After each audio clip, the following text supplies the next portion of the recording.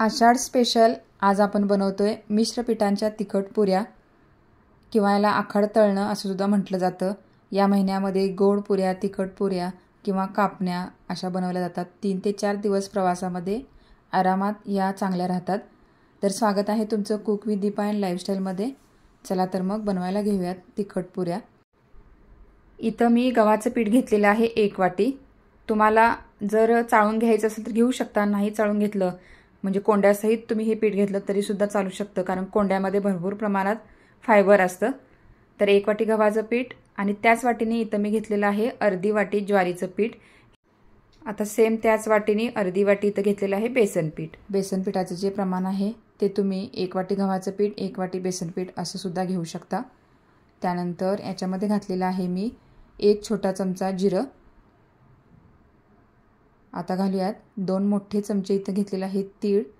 तिळामुळे खरं तर पुऱ्या दिसायला खूप सुंदर अशा दिसतात। त्यानंतर ओवा घेतलेला आहे 1 छोटा चमचा। ओवा घालण्याच्या अगोदर हातावरती थोडासा असा चोळून घ्यायचा, म्हणजे याचा स्वाद जो आहे तो पिठाला खूप छान असा उतरतो। पुऱ्या खूप छान अशा याच्या लागतात। त्यानंतर अर्धा छोटा चमचा हळद घातलेली आहे। आता घालूयात लाल तिखट। 1.5 चमचा लाल तिखट घातलेला आहे, म्हणजेच हा कोल्हापुरी कांदा लसूण मसाला आहे। तुमच्याकडे कोणतंही लाल तिखट असेल ते तुम्ही याच्यामध्ये घालू शकता, किंवा मग मिरची, लसूण आणि जिरं एकत्र वाटून याच्यामध्ये घातलं तरी सुद्धा चालू शकतं। अर्धा चमचा घातलेला आहे मीठ आणि इथं लसणाची पेस्ट घेतलेली आहे, म्हणजे लसूण मी खलबत्त्यामध्ये असा कुटून घेतलेला आहे 1 मोठा चमचा। याच्यामध्ये भरपूर अशी कोथिंबीर घालायची आहे। 1 छोटी वाटी याच्यामध्ये कोथिंबीर घातलेली आहे।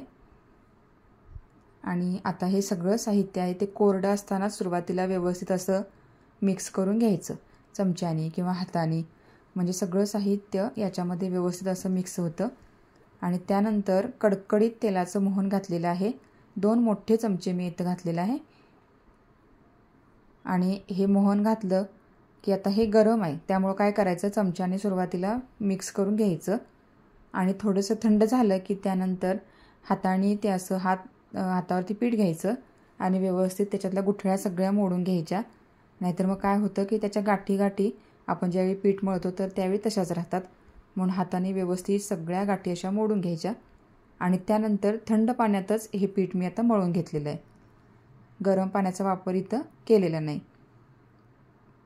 आता हे पीठ भिजवताना आपल्याला चपातीला जसं आपण पीठ भिजवतो तर त्याच्यापेक्षा थोडंसं घट्ट असं पीठ हे मळून घ्यायचं आहे। अगदी पातळ जर याचं पीठ तुम्ही केलं तर याच्या पुऱ्या आपल्याला लाटता येत नाहीत, किंवा मग त्याची पुरी व्यवस्थित बनत नाही, व्यवस्थित असे आकार धरत नाही। म्हणून असं आपल्याला घट्ट पीठ मळून घ्यायचं आहे। आता हे पीठ व्यवस्थित असं मळून मी घेतलेलं आहे, तुम्ही इथं पाहू शकाल या पद्धतीनं। आणि अगदी 5-1 मिनटं भिजत ठेवलं तरीसुद्धा चालू शकतं, नाही भिजत ठेवलं तरीसुद्धा चालतं। तर आता मी याला भिजत वगैरे काही ठेवलेलं नाही। तर आता हाताला असं तेल लावून घ्यायचं आणि व्यवस्थित याचा एक छान असा गोळा आपल्याला करून घ्यायचा आहे। चपातीला जसा आपण गोळा घेतो तर त्याच्यापेक्षा थोडासा मोठा गोळा इथं मी घेतलेला आहे। हे पहा, इतपत आपल्याला मोठा गोळा करून घ्यायचा आहे, म्हणजे चपातीपेक्षा थोडासा मोठा गोळा। आता इथं पोळपाट घेतलेला आहे आणि पोळपाटाला इथं मी तेल लावून घेतलेलं आहे। आता तेलावरतीच ही पोळी तयार करून घेऊयात। पिठावरती ही पोळी आपल्याला लाटायची नाही। चपातीपेक्षा थोडीशी मोठी किंवा चपातीच्या आकाराची ही पोळी लाटून घेऊयात। पण चपाती आपण पातळ लाटतो तर त्याच्यापेक्षा थोडीशी जाड लाटायची आहे, अगदी पण जाड नाही आणि अगदी पण पातळ नाही। म्हणजे एका वेळेला याच्या 6 ते 7 पुऱ्या बनून तयार होतात। ग्लासाच्या साहाय्याने किंवा मग तांब्याच्या साहाय्याने अशी छाप मारून याच्या पुऱ्या आपण तयार करून घेणार आहोत।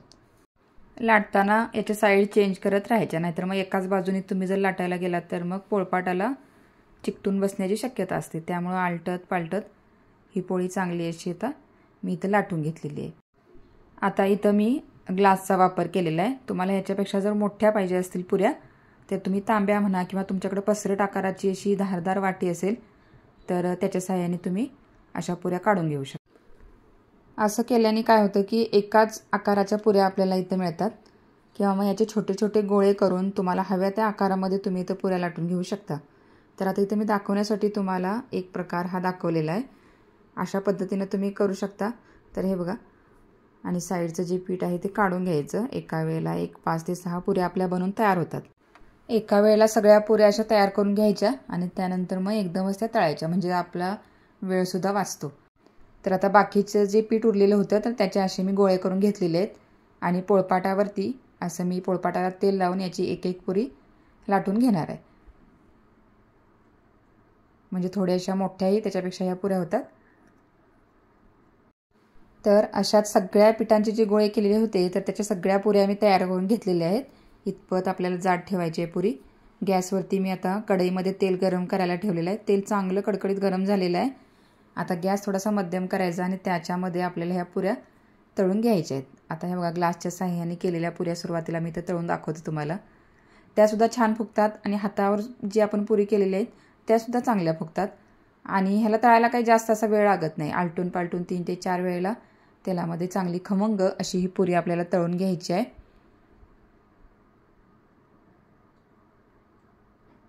थोडासा ब्राऊन कलर आला की पुरी तेलातनं बाहेर काढायची। आता या पुऱ्या चांगल्या अशा तळून झालेल्या आहेत।